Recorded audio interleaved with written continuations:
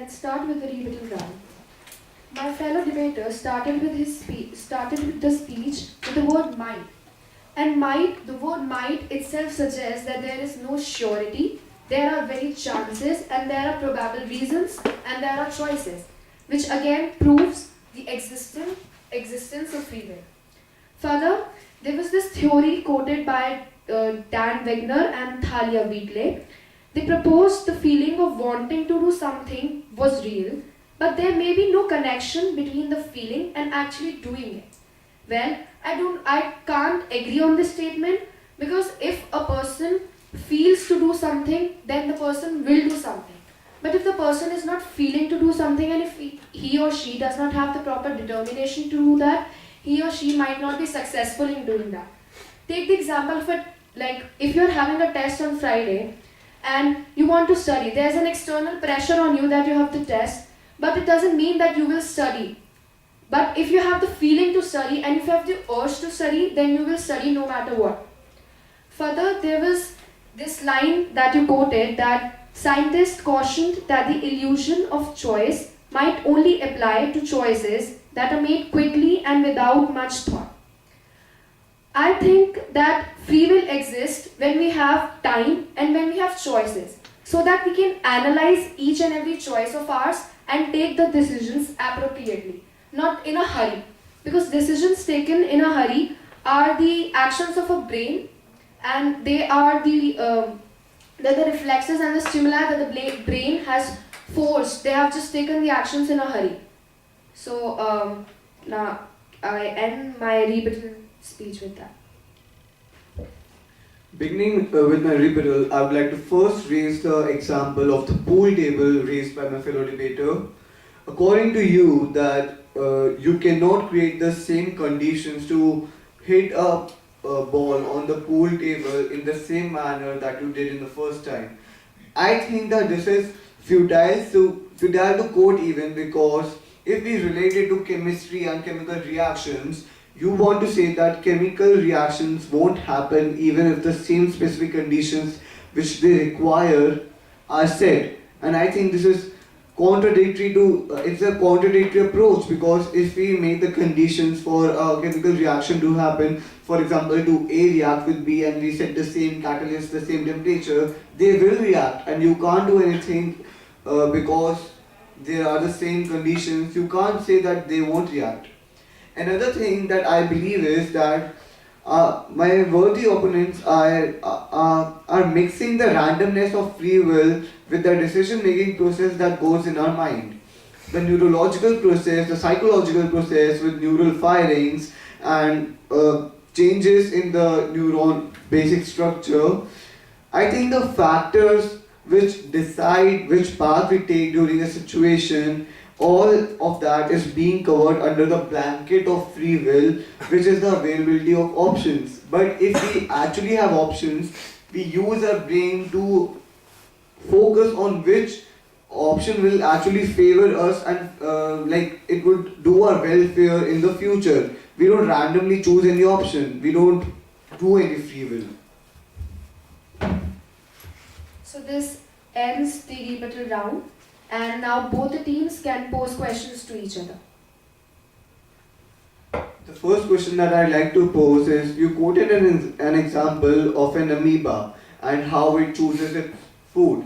But it's obvious that even humans, if compared to microorganisms, we are way too more complex, but even we choose for better living standards, better lifestyle. Similarly, the amoeba, it chose for better food, for better survival conditions, and how can you say that it is its free will? You said that human beings choose. Actually, they are able to choose because they have brain and there is a nerve cell firing in them. But in case of amoeba, I have also mentioned that it does not have brain. It just like to tend to choose one food over another. Basically, I am just saying that amoeba is a compatibilist. It actually mixes the free will with science and choose the option. But I think, isn't that fundamental to secure ourselves in a better position rather than mixing it with free will to choose something better over something worse? That is, but if you consider, I basically like to say that consider science as a one line and free will as one line. You can see, consider them as two parallel lines. They would always be together, but they would never touch. That is my point. That amoeba, with the reference of science, it thinks that it could choose one food, but actually it's his free will that he chooses that food. So I would like to ask one question to my opponent.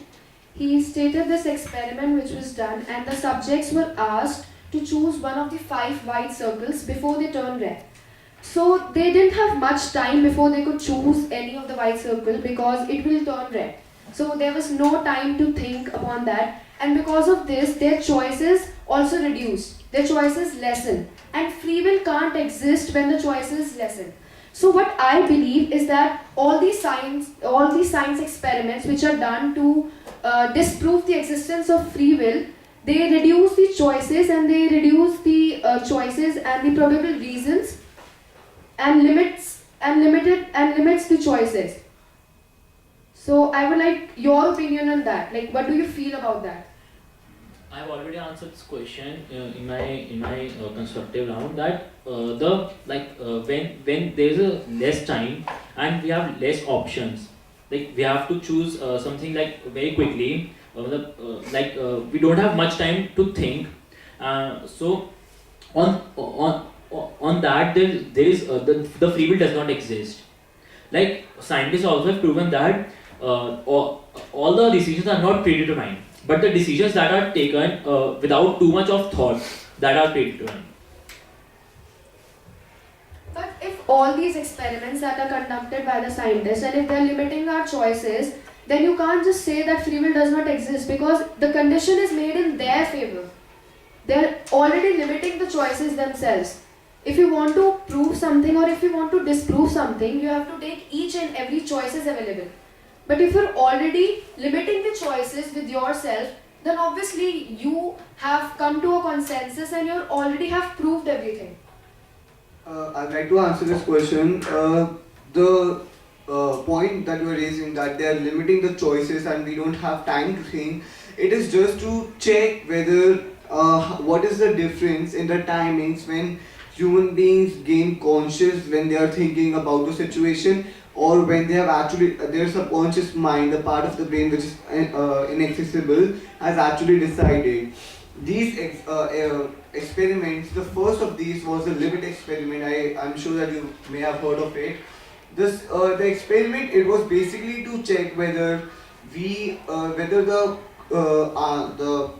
answer that we are going to give in such a situation, if it is predetermined by our brain, and after the answer has been predicted by our brain, we gain conscious. And this was what happened in the limits experiment. People had gained conscious that they're thinking about reacting only after their brain had decided that which choice it is going to choose. So you can't say that there is no free will. It is just to decide if there is any existence of free will, and it is the brain, if it is going to choose the answer, the way we are going to react before we even gain conscious. If we are reacting, then I think there's actually no free will, even if we are having more options. I would like to ask a question to my fellow debater that from what I learned from your speech was that every action we made is due to a prior cause.